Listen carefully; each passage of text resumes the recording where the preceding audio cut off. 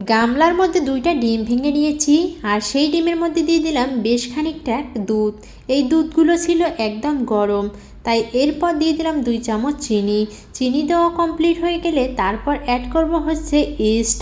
East দিয়ে দিলাম। এখন সুন্দর করে চামচ দিয়ে একদম মিক্সড করে নিব আস্তে আস্তে। যাই হোক, মিক্সড করা কমপ্লিট হয়ে গেছে। এখন একটা আমি চুলার মধ্যে কড়াই বসাই দিয়েছি। কড়াইয়ের মধ্যে দিয়ে দিচ্ছি হচ্ছে চিনি, আর চিনিটা একদম ভালো করে একটু ক্যারামেল তৈরি করে নিব।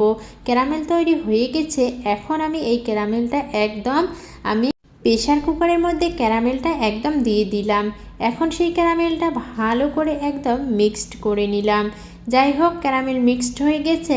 এখন আমি এই যে পুডিংয়ের ব্যাটারটা এখন সেই প্রেশার কুকারের মধ্যে ঢেলে দিলাম। এখন প্রেশার কুকারে 1-2টা সিটি মেরে একটা আমি সুন্দর পুডিং বানিয়ে নিচ্ছি। তবে পুডিংটা উপর থেকে ভালোই লাগতেছে, তবে বেশটা একটু নিচে লেগে গেছে। যাই হোক, এখন কিন্তু ভাত রান্না করব।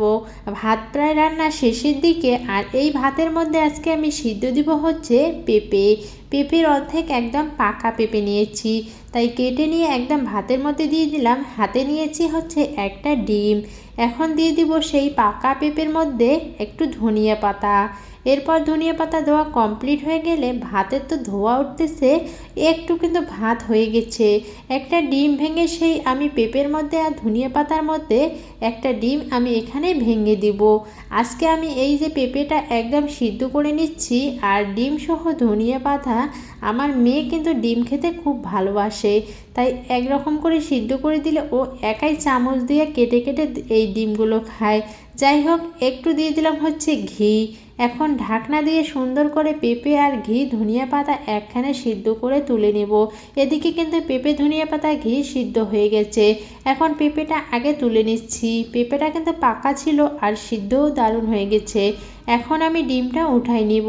ডিম উঠানো কমপ্লিট হয়ে গেলে এইটা আমি একটু ঠান্ডা করব। ঠান্ডা করার পর মেয়েকে এটা খেতে দিব। যাই হোক, ভাত রান্না কমপ্লিট, পুডিংও বানা কমপ্লিট, একসাথে সবগুলো তৈরি করে নিলাম।